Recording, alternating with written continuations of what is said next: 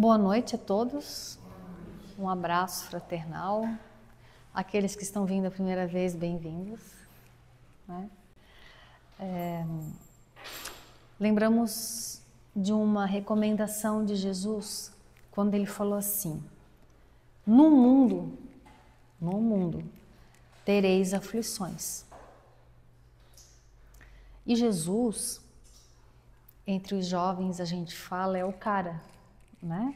Jesus, na visão da doutrina espírita, é o governador. Gente, desculpa só um pouquinho.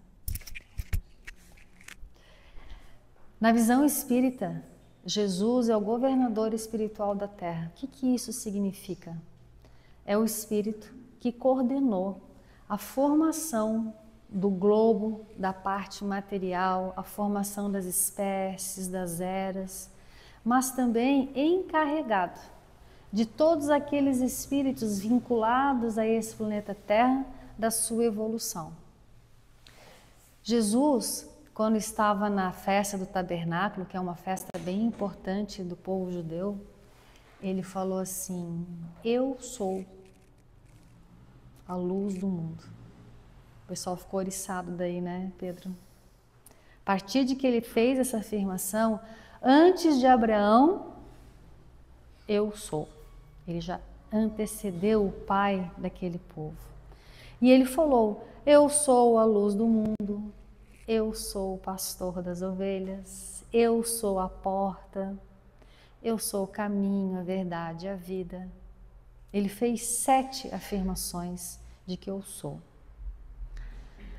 E os espíritos respondem a Allan Kardec, lá no Livro dos Espíritos, a obra básica da doutrina, qual é o modelo e guia que nós teríamos para a nossa evolução espiritual. E eles responderam: Jesus. Modelo e guia. Nós tivemos um palestrante segunda-feira agora, quem quiser procura lá no YouTube, o tema da palestra é Caminho, Verdade e a Vida.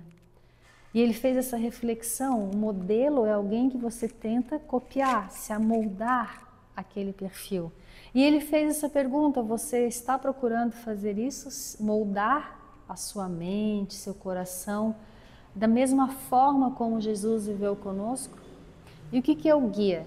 Ele deu um percurso a ser percorrido, tem que ser dessa forma. Nós estamos fazendo? Ou pelo menos buscando, lutando? Porque se nós não estamos fazendo isso, é só mais um rótulo na nossa vida. Como muitas vezes a gente faz que é isso, aquilo, mas é só das aparências. É só porque é convenção.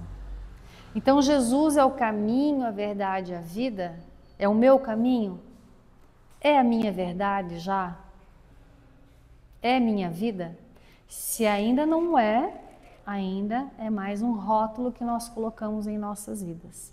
Por que nós estamos falando isso? Quando ele falou, no mundo tereis aflições, é uma afirmação de alguém que compreende este mundo, compreende o nosso estado interior e que as aflições são sentimentos que nos perturbam, que nos angustiam, e seria comum ainda. É importante nós aceitarmos isso. Não é nos submetermos, não é vergar a nossa fronte para as aflições, mas nós temos que compreender que aqui a nossa vivência terá dificuldades.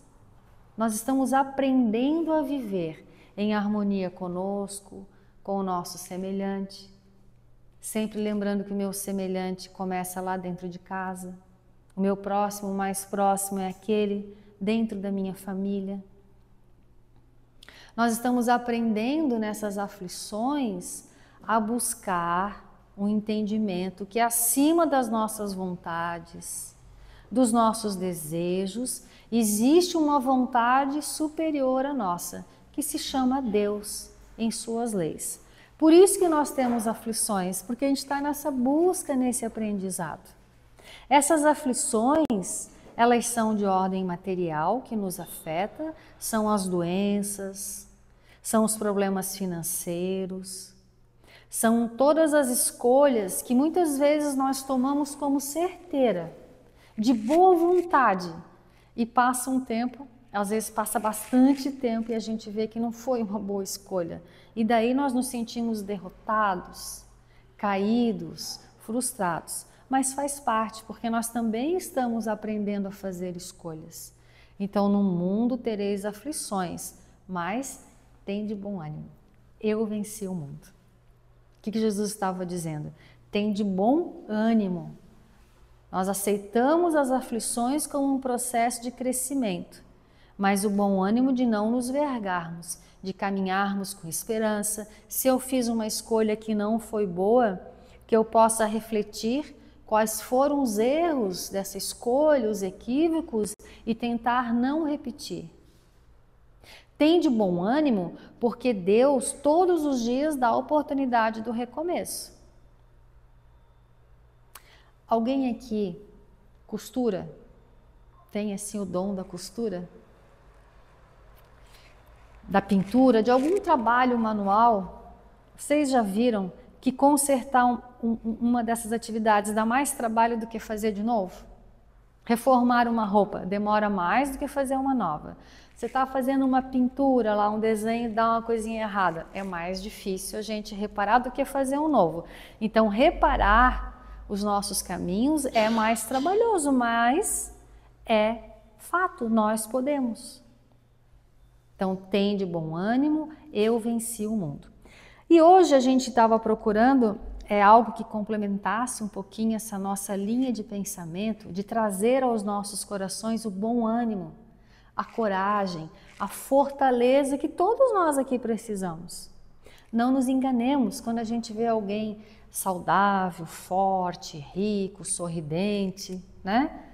Que aquela pessoa não tem aflição, não tenha decepções, não cometeu erro, não tem ninguém no mundo que não passe aflição e que não tenha desvios, que não tenha que recomeçar. Parece assim já meio batido, mas a gente tem que lembrar para a gente todos os dias. Aquilo que a gente tem visto nas mídias, né? As fotos bonitas, as paisagens, o sucesso, é o instante muitas vezes só daquele clique daquela foto.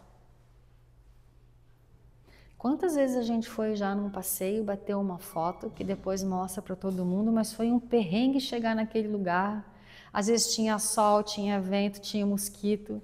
Foi até chato o lugar, mas como todo mundo bate foto lá, a gente vai. Às vezes fica em fila para bater foto e daí bota lá, né? A gente bate a foto e tal e depois sai, ou já briga com o marido, com os filhos. Isso das mídias é um retrato de como a gente se ilude com as aparências do mundo. Então, muitas vezes aquelas pessoas, aquela situação que a gente acha que é perfeito, não existe perfeição. Não existe pessoa totalmente feliz. Agora, existem pessoas que já estão despertando para o autoconhecimento, se conhecer, ver o seu potencial divino, ver aquilo que precisa ser remodelado, redirecionado. Já existem aquelas pessoas que estão pensando assim, eu não posso ser só isso, só aqui agora. Já existem pessoas que já estão pensando assim, a vida não pode acabar com a morte desse corpo, né? Então, essas pessoas que nós estamos aqui, porque já estamos buscando o ser Filho de Deus, Espírito imortal, que é uma coisa diferente. Mas entre o querer e buscar e conquistar, a gente ainda vai ter alguma caminhada, mas tudo bem. Estamos aqui para acordar, despertar. Aí existe um livro bem legal, gente, chamado Sol das Almas, bem antigo. E a gente abriu no capítulo 27. Não tanto quanto. Eu já parei no título que eu já tive que... Esse não tanto quanto eu tive que pensar. Tanto quanto é quando tu compara, né? Tanto quanto. Não tanto quanto é para não comparar as situações. Desperdício de força. Ele faz essa afirmação. Clamamos, ou assim, reclamamos, nos revoltamos contra obras suntuárias. Lá fui eu no dicionário. Suntuárias, obras suntuárias é que tem muito gasto, muito imposto. Então a gente reclama por obras na nossa vida, obras, gente, seja material ou espiritual ou de autoconhecimento, que despendem muito esforço, muito dinheiro de nossa parte. Dinheiro também no sentido, botamos filosófico, é algo que tire de nós. E gritamos por conserto aos excessos em que tantas vezes arrasamos valiosos recursos da vida. A gente reclama, estou gastando muito meu tempo, muito meu dinheiro, muito meu afeto por aquela pessoa. No entanto, muito raramente refletimos no dispêndio inútil, ou seja, no gasto inútil de energias com expectações e aflições necessárias. Muito raramente a gente não para pensar como a gente gasta o nosso tempo, o nosso pensamento, as nossas emoções com expectativas e aflições que são desnecessárias. Aflições, todo sentimento nosso que causa perturbação no nosso corpo físico, porque tudo que a gente pensa reflete no corpo. O nosso corpo é o espelho da nossa alma. À frente de tudo que se refira ao mal em nossas vidas, apliquemos a filosofia do não tanto quanto. Aí ele vai dar uns exemplos. No caso das doenças, seja de ordem física, seja de saúde mental. Fujamos de exagerar sintomas, evitando flagelar o nosso corpo com pensamentos desvairados, perturbados, que funcionam sobre as células do corpo físico à maneira de raios destrutivos. Olha só, aquilo que a gente pensa desequilibra o nosso corpo físico. Por isso que muitas vezes, dependendo do estado, do tempo, da intensidade dos nossos tormentos, das nossas aflições, nós lesamos o nosso corpo físico. Em especial na nossa saúde mental. Por isso que em muitas épocas, em muitas situações, nós temos que procurar ajuda especializada do médico terreno nessa área, psiquiatra, psicólogo, terapia, porque o campo físico, a química, a estrutura se alterou. Alguns de nós ficaremos um tempo e depois aquilo se reequilibra, mas outros tantos de nós teremos que tomar essa medicação por tempo indeterminado.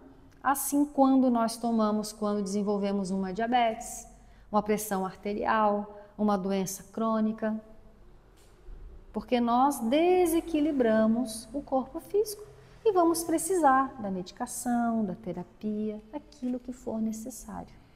Em vez de nos afligirmos, nos perturbarmos, vamos procurar os recursos que a vida dispõe para nós. E já ir refletindo, quando nós nos entregarmos a esses pensamentos de aflição, de medo, de angústia, frente, por exemplo, da doença física, vamos parar e pensar assim, esse meu pensamento não vai me ajudar, vai inclusive perturbar a minha situação. O que a gente faz então? O que os espíritos nos ensinam? A oração. O que é a oração? É uma mudança de pensamento desequilibrado para um pensamento de busca de equilíbrio. Mesmo que na nossa oração a gente chore, mesmo que nas nossas orações muitas vezes a gente se lamente um pouquinho para Deus, mas é uma tentativa e toda tentativa é válida. Todo movimento nosso para sair por conta própria ou despertar terá a ajuda dos espíritos amigos. A moléstia exigirá cuidados, quase sempre não tanto fantasiosos. Quantas vezes nós temos um diagnóstico, imaginamos algo e depois, no transcorrer do tratamento, não foi aquilo que a gente imaginou. Isso é exercício, gente, desse controle, dessa confiança em nós, confiança no médico, confiança na vida e ter já essa consciência que o desequilíbrio, a angústia, a incerteza só vai piorar os tratamentos. E existem estudos vários já na medicina das pessoas que rezam, das pessoas que têm fé. Às vezes a pessoa não tem religião nenhuma, mas tem a cabeça boa. O tratamento vai. Aquele que se entrega já na saída não rende, o tratamento não dá efeito, a medicação não vai. É a mente. Aí ele vai dar outro exemplo, boatos. Boatos. Quem já não viveu boatos? No trabalho, na família. Abstenhamos-nos de atribuir demasiada importância às notícias alarmantes. É possível que essa ou que aquela informação desagradável tenha certo fundo de verdade, contudo, não tanto quanto presumimos. É boato entre a família, né? É boato nas redes sociais, nos noticiários. Morreu não sei quantas pessoas. Vai acontecer um tsunami. E daí não acontece nada. Ou às vezes morreu bastante gente, mas o socorro chegou, outras tantas foram. Então, cuidemos desses boatos que nós temos procurado na mídia nos alimentar e fantasiando desgraças. Né? O mundo vai acabar, a guerra está aí. Lá na Europa já estão... Acho tão engraçada essa notícia. Que lá na Europa os governos estão mandando as pessoas guardarem 3 dias de alimento, água e remédio, como se tivesse uma guerra, 3 dias de suprimentos valeriam alguma coisa. Será que é verdadeiro mesmo essas informações? Gente, só nós vamos nos prevenir disso, para a nossa saúde. Desgostos. Retiremo-nos de inquietações pueris ao redor de provações e dificuldades, nos círculos sociais ou domésticos.